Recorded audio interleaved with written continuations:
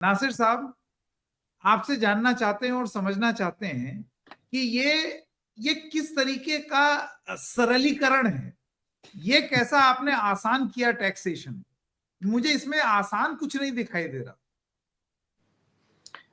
जी नमस्कार और आदाब। बहुत बहुत शुक्रिया संकेत भाई, आपने मुझे जोड़ा अपने शो पे और डिस्कशन पे।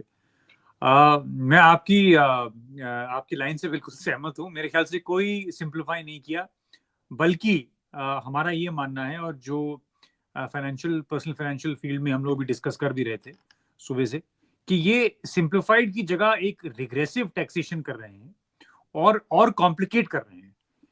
मतलब एक तो ये है कि इससे ना कि आप अपने मेंबर्स ऑफ पब्लिक को आप उनको सुविधाएं दे रहे हैं, आप उनको बहुत परेशान कर रहे हैं। और एक रिग्रेसिव टैक्सेशन स्ट्रक्चर, जैसे अब आप ये बताइए, आज की डेट में किसी में अगर शुगर प्रोडक्ट्स हो तो उसकी एक अलग ट्रीटमेंट होगी, और किसी की मिल्क में अगर मिल्क प्योर मिल्क है तो उसकी अलग ट्रीटमेंट है, और पैस्चराइज मिल्क की है तो अलग ट्रीटमेंट है। तो आज ये हालात हो गया है कि जीएसटी में खास करके, मैं आपको एक और चीज बोलना चाहूंगा इसी के रेफरेंस में, कि जीएसटी जबकि कलेक्शंस बढ़ रही हैं, एक जीएसटी बॉयंसी हमको दिख रही है, मंथ ऑन मंथ आ रही है, मगर उसका एक जो मेन कारण है वो ये है महंगाई। वो कोई भी डिस्कस नहीं करता है और कोई उस पर पॉइंट आउट नहीं करता है।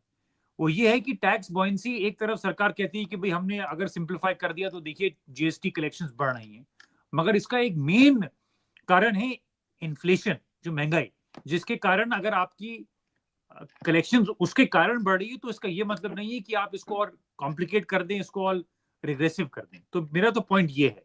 और दूसरा, मैं आपको एक आंकड़ा देना चाहूंगा आपके सामने और आपके शो पे संकेत भाई, वो ये है कि अगर आप रेवेन्यू रिकग्निशन के पर्सपेक्टिव से देखेंगे तो जीएसटी का जो सेंटर में जो कंट्रीब्यूशन आता है वो कुछ 15 पैसा, मतलब 0.15%, या मानी कि 15 बिप्स, अगर मैं सिंपली बोलूं, वो एक रेवेन्यू कंट्रीब्यूशन है। और अब आप ये सोचिए, ये 15 पैसे के पीछे कितनी परेशानियां जो बिजनेसमैन है और जो कंज्यूमर है वो दोनों उठा रहे हैं जीएसटी के कारण। तो हमारा ये मानना है कि ये बहुत ही सिंप्लीफाई से तो दूर, ये बहुत ही कॉम्प्लिकेट कर दिया है सरकार ने। और हमारा आपके माध्यम से ये बोलना है कि इसको सिंप्लीफाई किया जाए। जो 2018, 17, 16 में जब से ये इस पे चर्चा हो रही है, और मैं आपको ये भी बोलना चाहूंगा, कई हाई कोर्ट्स ने, जिसमें से गुजरात भी है, कर्नाटका भी है, कई लोगों ने इस पे फटकारा है, इस पे बार बार सवाल उठाया है, और इस कॉम्प्लिकेटेड स्ट्रक्चर को उन्होंने हटाने की कोशिश भी करी है, और उन्हें ऑर्डर्स भी दिए। और कई प्रोडक्ट्स ऐसे हैं जो अभी भी लिम्बो में हैं संकेत भाई। They do not have a clear structure on GST. So the proof is in the pudding. While the government might come back and say to you and to me and to the members of the public that GST buoyancy is happening, I must confess to you, it is not because of the simplified structure. It is only and only because of higher input costs, which is on account of inflation. Nasir साहब, जो हमारे दर्शक आपको सुन रहे हैं और आप बता रहे हैं जिस तरीके से ये आसान नहीं हुआ है, ये जटिल हो गया है कि दूध पर, खाली दूध पर अलग जीएसटी है, चीनी वाले दूध पर अलग है, कंडेंस मिल्क पर अलग है।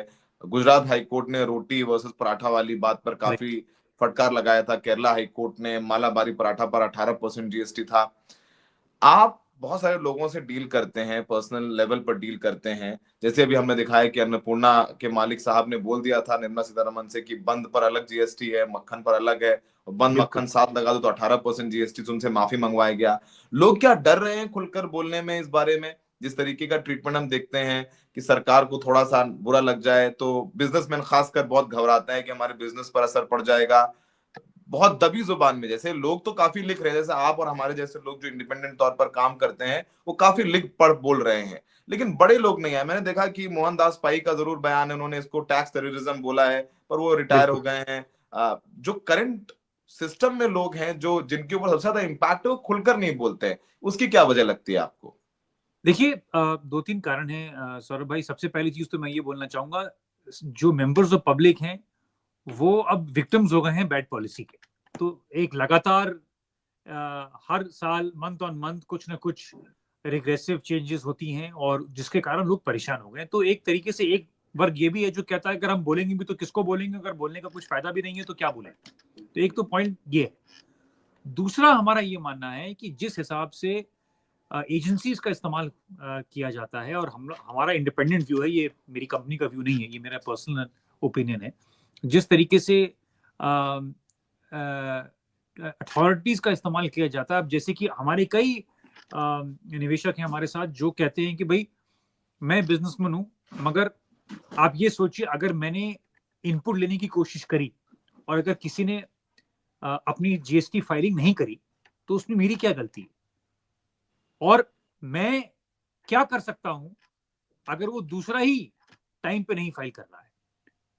तो एक तरीके से वो डरते भी हैं, वो कहते हैं कि भाई अगर मैंने ज्यादा कुछ बोला तो कल मेरे पे जीएसटी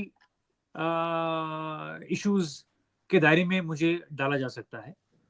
और जैसे कि अभी आपने बोला, मोहनदास पाई सर ने बोला टैक्सेशन टेररिज्म है, तो ये तो अगर आप टैक्सेशन टेररिज्म की बात करें, जो बिल्कुल सही उन्होंने फरमाया, भाई आपने बहुत एक्सक्लूसिव पावर्स दे दिए आपके जीएसटी कमिश्नर्स को और बॉडी को कि वो जाके हर एक बिजनेसमैन के पीछे पड़ सकते हैं और उनकी गलती भी ना हो, अगर किसी और ने जीएसटी टाइम से नहीं अपना फाइल किया हो और इन्होंने अगर क्लेम करने की कोशिश करी हो तो कहीं ना कहीं इन पे भी उसका असर आ सकता है। तो बहुत कॉम्बिनेशन है सौरभ भाई, it is not so simple, but it is a function of as I said repeatedly, poor decisions taken by the government repeatedly on this subject matter. और ये जो एक हॉस्टेज बनाया जा रहा है पब्लिक को, या जो जीएसटी के दायरे से काम करते हैं, ये मल्टीपल डिस्प्यूट्स क्रिएट करता है। और अगर आप डिस्प्यूट्स देखेंगे तो वो एक दायरा देता है, एक रास्ता देता है कि कहीं ना कहीं आप किसी एक कॉमन मेंबर ऑफ पब्लिक को कॉर्नर कर सकते हैं, उनको आप एक सस्पिशियस लेंस से आप देख सकते हैं। और मेरा यही कारण है कि मुझे लगता है कि लोग इस विषय पे ओपनली बात नहीं करना चाहते। नासिर साहब, मैं आपसे एक सवाल पूछना चाहता हूं और आपकी एक बात जो है वो दिल में घर कर गई और सोचने पर मजबूर कर दिया। आपने ये बोला, ये जो सरकार डींगे हाँकती है ना, और सरकार बहुत गर्व के साथ गौरवान्वित महसूस करके बताती है कि 1.75 लाख करोड़, 1.85 लाख करोड़, मतलब इतना लाख करोड़ हमने जीएसटी कलेक्ट कर लिया। ये एक्चुअली जितना खुश होने का प्रतीक है उतना ही महंगाई बढ़ जाने का भी प्रतीक है। ये जरा आप प्लीज जरा आसान शब्दों में समझाएं कि ये बहुत खुश होने की बात नहीं है, इसका मतलब ये भी है कि कितनी महंगाई बढ़ गई है। बिल्कुल बिल्कुल। देखिए, मैं आपको बहुत बहुत शुक्रिया संकेत भाई, आपने वो मेरी बात पकड़ी।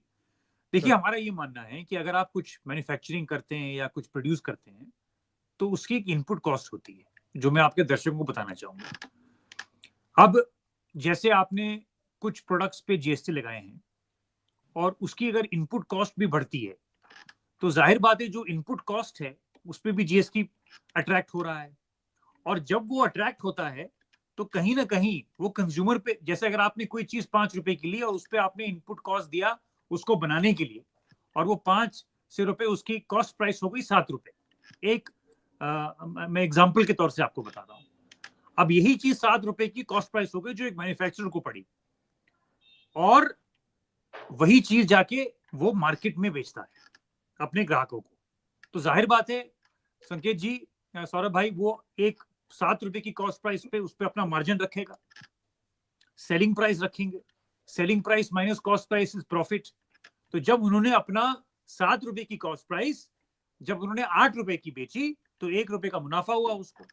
मगर इस पूरे चक्कर में या चक्रव्यूह में आप ये देखिए कि महंगाई का असर कहीं ना कहीं दिखा, और कौन उसको बेयर कर रहा है।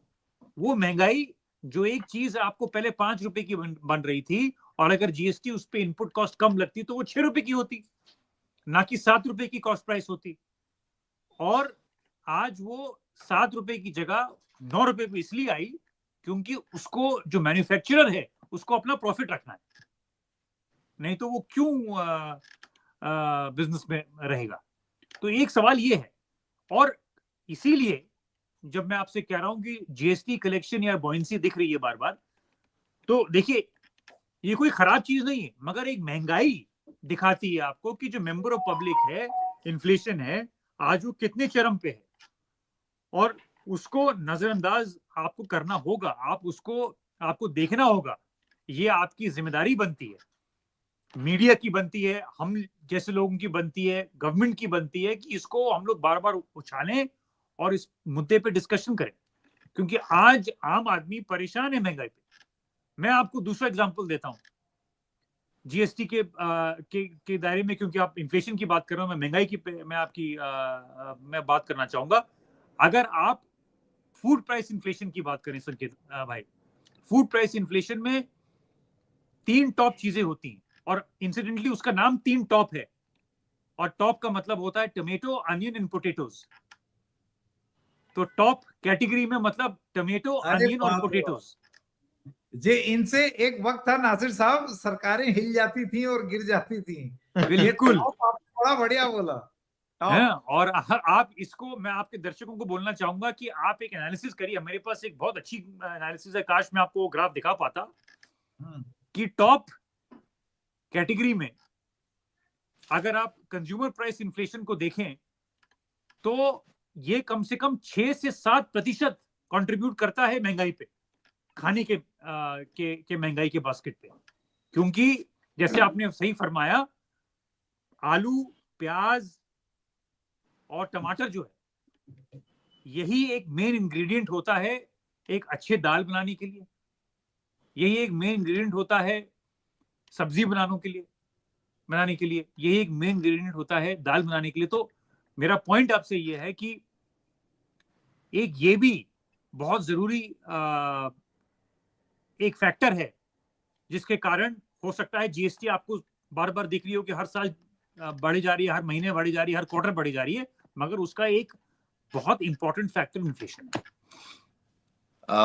नासिर साहब, पता नहीं आप शायद देख पाए हैं, नहीं देख पाए हैं, पर एक Kalyan Singh super speciality cancer institute, जो सरकारी कैंसर इंस्टीट्यूट है, उसने भर्ती निकाली, और उस भर्ती निकाले जाने पर जो छात्र उस पर अप्लाई करना चाहते हैं, फॉर्म भरना चाहते हैं उस कॉम्पिटिटिव परीक्षा में, उन्हें 18% जीएसटी देनी होगी।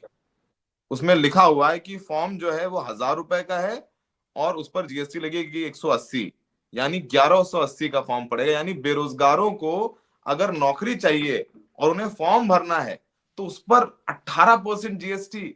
मतलब आप सोचिए कि जिस देश में सरकारी नौकरी को सिक्योर माना जाता है कि भाई सरकारी नौकरी तो वैसे भी अब रह नहीं गई, जो रह भी गई है उसमें भी 18%, और वो भी छोटी नौकरी है। मतलब मुझे लगता है कि वो सी ग्रेड या बी ग्रेड की, सी ग्रुप या बी ग्रुप की होगी, कोई ज्यादा वो भी नहीं है कि यूपीएससी का हो तो सोचे आदमी कि चलो यूपीएससी की परीक्षा में कोचिंग देता, पैसे देते हैं, वो 18% जीएसटी दे देंगे। तो गरीब आदमी, किसान का बेटा कहाँ 18% जीएसटी दे दे? मतलब ये भी, यहाँ पर भी एक चीज है। बिल्कुल आपने सही फरमाया, और कहीं ना कहीं यही चीज जो मैं आपको बता रहा हूँ, महंगाई जो जुड़ रही है जीएसटी के कलेक्शंस में। और जहां तक आपने जो सवाल उठाया, देखिए बेरोजगारी तो चरम पे है ही, इसमें तो कोई दोहराई नहीं है कि हमारा जो रूरल सेक्टर है और जो इनफॉर्मल सेक्टर है, उसमें तो जो रोजगार की अगर आप बात करें तो वो बढ़ ही नहीं रही है।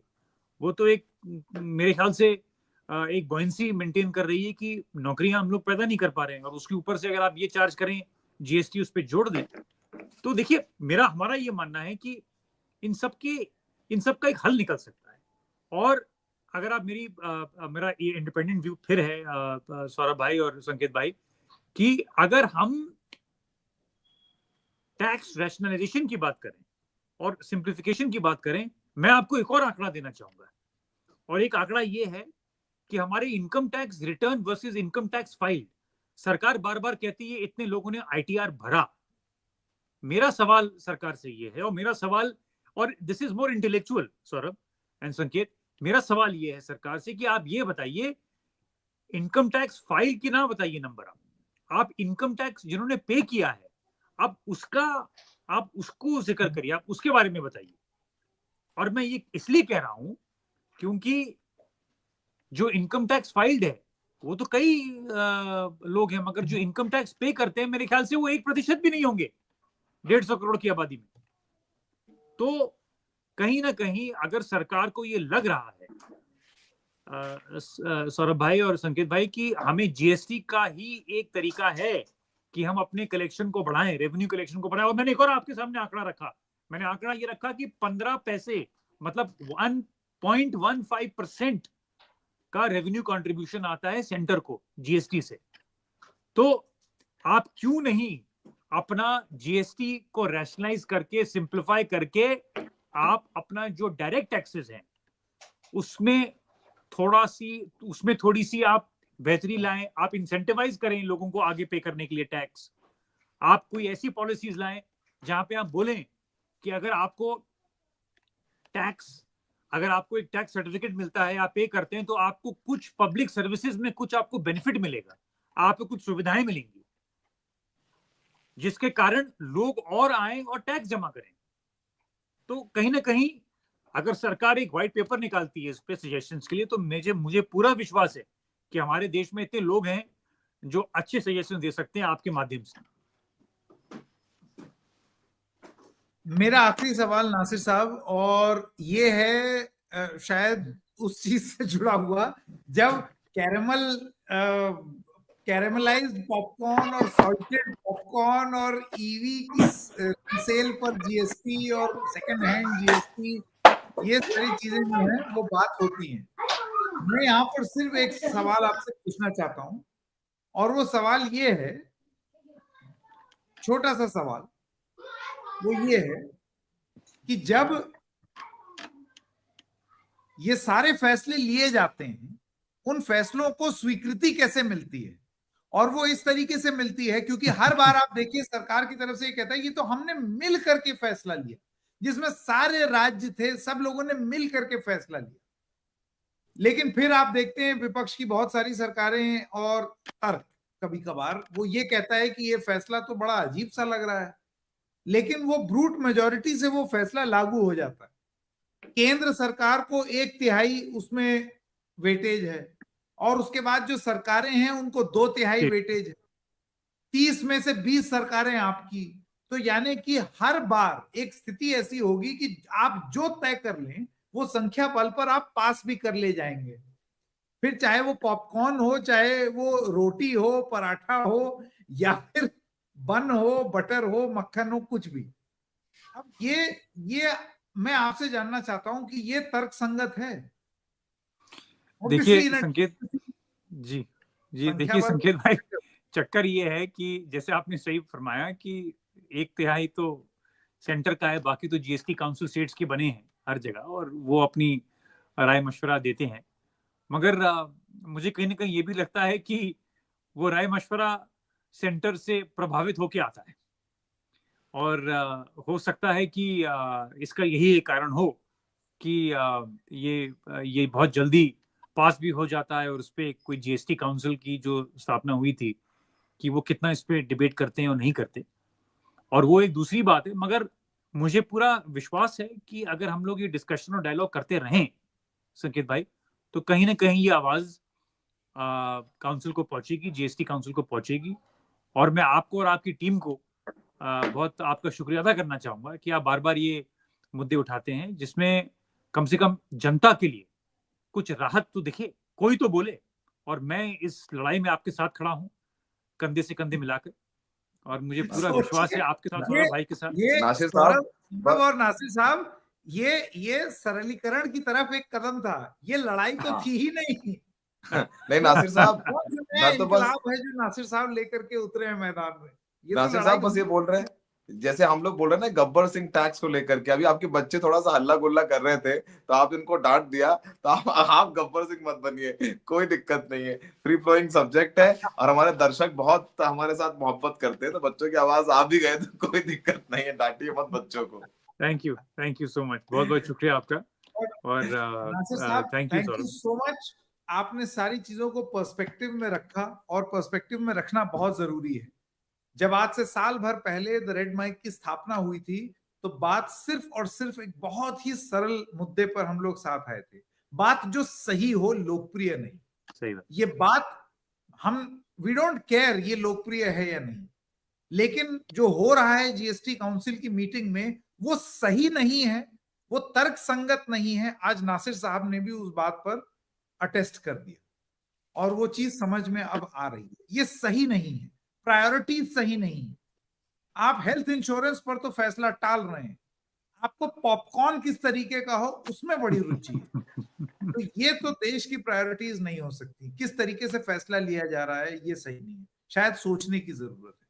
नासिर साहब और सौरभ, आप दोनों का बहुत बहुत धन्यवाद। थैंक यू वेरी मच हमारे साथ जुड़ने के लिए।